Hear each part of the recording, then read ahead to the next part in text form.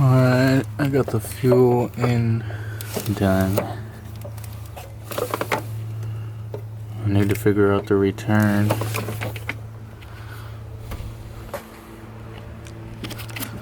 I got my heater, vacuum line done.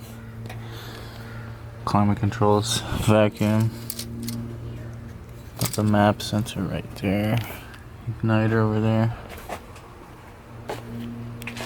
You got the coolant reservoir mounted.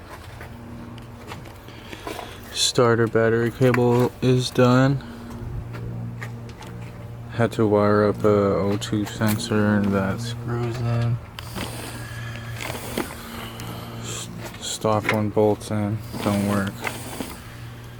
Got the alternator wired. This was the stock plug. Spliced it into the 1jzgte plug.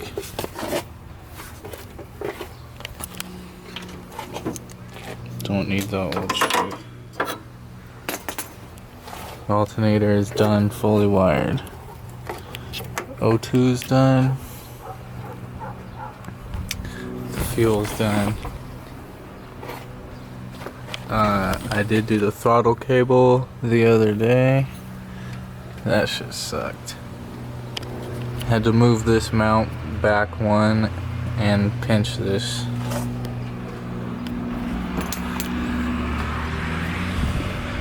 Then I got the wideband bung welded. Looks pretty good.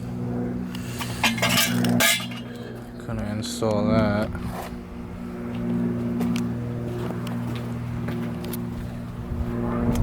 And kinda ashamed of this. Gotta cut this hole.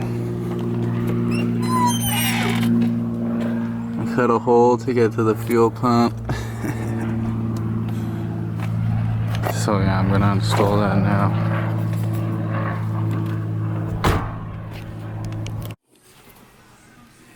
Got the old fuel pump out.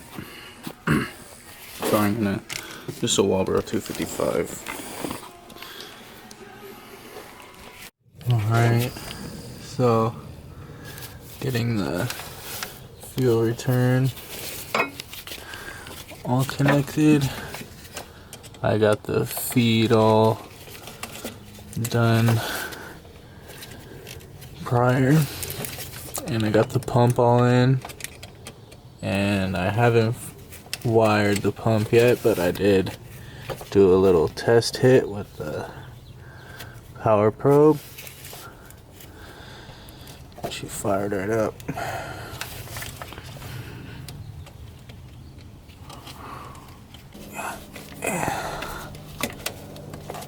Okay, so I just figured out how to wire this thing. So come over here to your main relay plug. You got your starter signal, goes straight to the starter right here. Other half of it goes straight to the battery. You got two more right off the main relay. One powers the injectors and coils and igniter, and the other one powers the ECU. Now, coming over to the other side where they go to. There are two orange wires on the end of it. Are your coils, igniter, and your injectors. You got your red wire right here. You also have to wire power to for your idle air control. And then you got two wires in there off the main relay. They go straight in here onto the main B plus terminal and 12 volt terminal, and there's also a memory 12 volt on here, 12 volt on there that you need. And then you can wire power to the fuel pump control, but I just hardwired mine.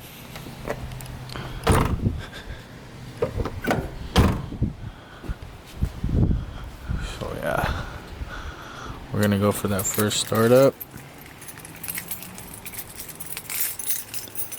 Little loose connection, so fingers crossed.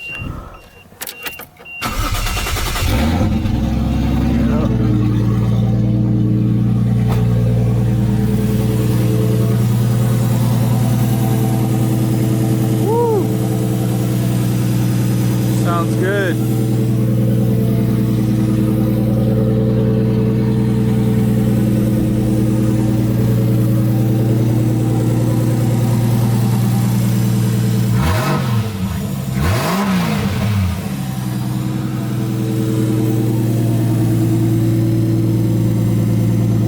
Wow.